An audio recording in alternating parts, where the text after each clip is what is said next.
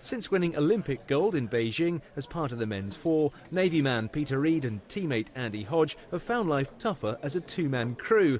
The New Zealand pair of Hamish Bond and Eric Murray have dominated the British boys, beating them on the last 12 occasions. Speculation mounted that Reid and Hodge would move back into the four as they went for glory at London 2012. A few eyebrows were raised when coach Jürgen Grobler committed them to the pair for this season's opening World Cup regatta. I think the pair is definitely the fastest boat that GB can field at the moment, and for that reason alone it's important to stay with it. I think we can make big improvements in the event.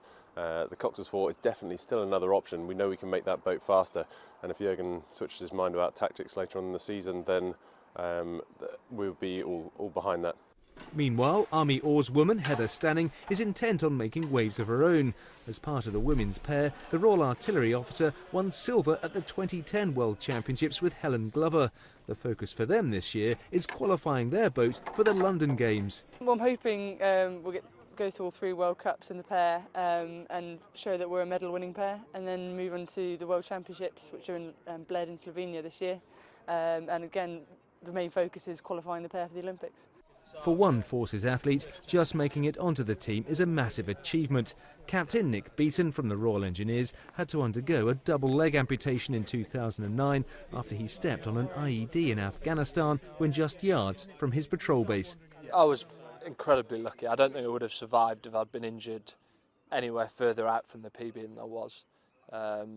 So the company medic, a guy called Simon Harmer, who actually is a double amputee himself now, who got blown up several weeks after, he was able to treat me almost immediately within 2 or 3 minutes of the explosion, which undoubtedly saved my life. Beighton will join Sam Scowen in the mixed adaptive double scull in Munich. For the Army man, it's all about getting race experience. We've been rowing together in the double for perhaps 5 weeks now, so really early days. But yeah, the World Cup's a great opportunity just to go and experience a competitive environment. Sam's competed before, she's competed at World Cups and World Championships, and you know, that experience will be really useful for us. But for me, it's critical that I get race experience before the Paralympic qualification in Bled. The Munich leg of the Rowing World Cup takes place at the end of the month. Julian Evans, Forces News, Caversham.